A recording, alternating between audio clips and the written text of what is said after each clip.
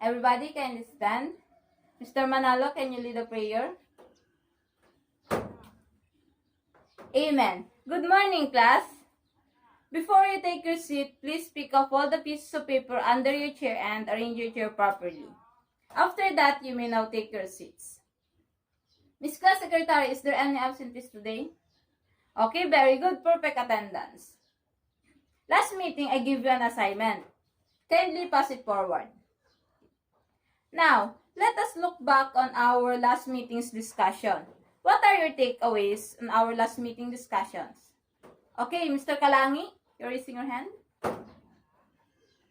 Okay, very good. It seems that you have understood our last meeting's discussions. Before we proceed to our formal discussion today, I have an activity. This activity is entitled Pick to Word. I have here a set of pictures, then you will combine it and guess the hidden words. Okay, let's start. Okay, this is the first picture. Okay, anyone can guess? Okay, Mr. Kalangi, you're raising your hand. Let's see if your answer is correct. Okay, very good. This is your prize. Okay. The next picture. Oh, Mr. Manalo, you're raising your hand. Let's see if your answer is correct also. Okay, very good. This is your prize. This is the last picture. Okay, anyone can guess? Oh, Mr. Makalilong, you're raising your hand. Let's see if your answer is correct. Okay, very good. Did you enjoy our activity, class?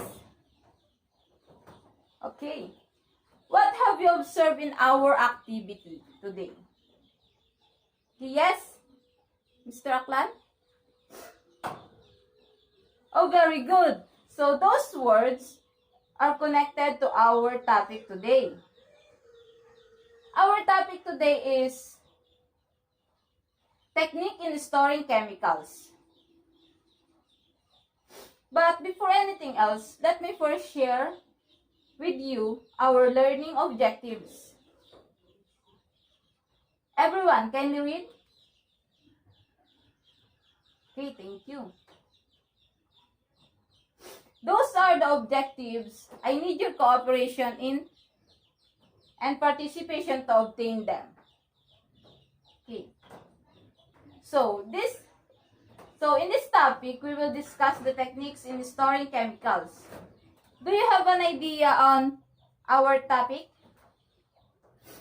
Yes, Ms. Gonzalez. Okay, very good. Let's proceed to our discussion. Everyone, can you read?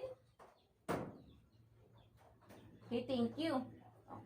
Chemicals are used on farms to help with things like pest control and fertilizing crops. But because chemicals can be harmful, it's important to use them safely. Laws are in place to make sure chemicals are used in a way that doesn't hurt people, animals, or the environment. This law is help everyone involved like manufacturers, sellers, and users to understand how to handle chemicals safely. By following these rules, we can minimize the risk and keep everyone and everything safe. Do you understood, class? Okay, very good. So next, in this topic, safe management of chemicals are included. It involved the following: correct labeling and packaging, provision of material safety data sheet or MSDS, safe transport, storage, use, and disposal of substance. Here are some examples of chemicals that have signal words. Okay, labeling and packaging of chemicals. Chemical must be supplied in package that are correctly labeled and suitable for the substance. Information provided on the label will depend on the type of substance and risk associated with it. Items to look for are signal words such as caution, potion, or dangerous poison. Used for scheduled poisons, signal words alert users to the possibility of poisoning if the substance is swallowed, inhaled, or absorbed through the skin. Signal words like caution, poison, or dangerous poison are used for scheduled poison to warn people about the risk of poisoning. If they swallow, breathe in, or touch the substance, they like red flags to remain as to handle the substance with care to stay safe. Okay. The next is the dangerous goods, ADG, diamond, if there is an immediate risk to health or safety, and flammable liquids. So, the dangerous goods, diamond in a special symbols used to show if something could be really dangerous right now. Like, if it can touch fire easily, it's like a warning sign that helps people to know if they need to be extra careful around certain things to keep themselves safe. Okay. Do you understand, class? Okay. The next one is, can you read, Mr. Kalangi? Okay, thank you. Risk phrases tell us what kind of harm something might cause, like it could irritate our skins. Safety phrases give us tips on how to handle things safely, like keeping them away from things that can touch fire. They're like little reminders to help us stay safe and with dealing with potential harmful stuffs. Okay. These are the technique in storing farm chemicals. The next one is ensure that containers remain labeled. Okay, Miss Maraples, can you read? Okay, farmers need to make sure that containers have labeled on them, showing what's inside. If they pour something into another container, like a spray tank, they should label that too. Because with that product name and anyone's safety info, this help avoid accident and make it clear what's that. Okay, the next is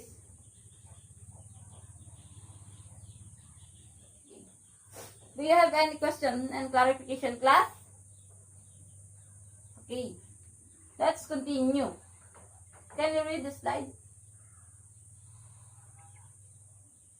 Okay.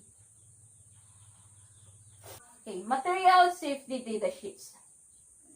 Material safety data sheets are important documents created by the makers or sellers of dangerous stuffs.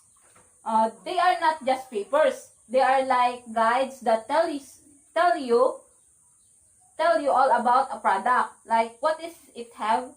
How can it affect your health? And how to handle it safely.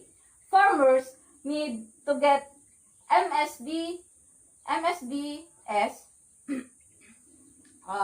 from where they buy the stuffs and keep them in a special folder or cabinet where anyone can see them. This help keeps everyone safe by giving them the right info in case of emergencies. This is like a manual in the stuffs that the farmers buy in the store. Okay, let's proceed to the next. Storage and transport of chemicals. Storage and transport of chemicals. Okay. Mr. Miranda, can you read? Okay, thank you. Safe storage and transport of chemicals is super important to keep animals and the environment safe. To store chemicals safely, farmers should use a lac shed with a solid floor and walls to prevent spills and keep them away from other chemicals. They also avoid storing oxidizing agents with fuels as this can be dangerous.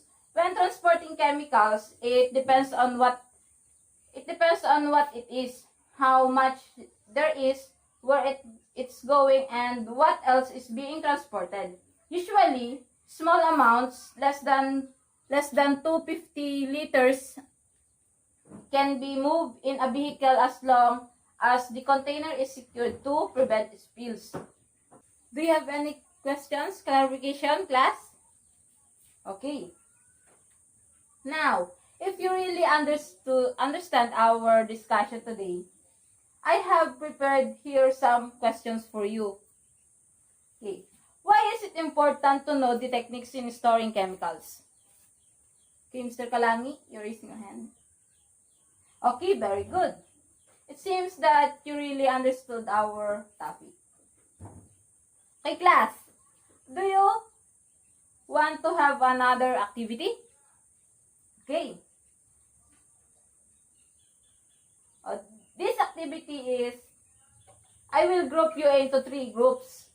What you need to do is a role play showing the proper storage of chemicals and why wearing PPE is important. Okay, this is the rubrics of the activity. Okay. Timeliness, 10 points. Cooperation, 10 points. Originality, 15 points. Presentation, 15 points.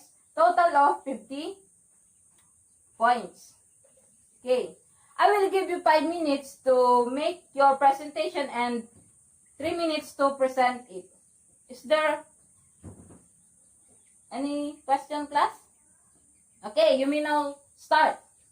Since you don't have any question and clarification, I give you a quiz. Please read the direction carefully. Okay, Mr. Kalangi. Thank you. Are you done, class? Okay, exchange paper and write corrected by. Okay. Who got 5? 4, 3, 2, 1. Okay, kindly pass your papers forward. And this is your assignment. Okay, Ms. Miraples, please kindly read the assignment. Okay, thank you.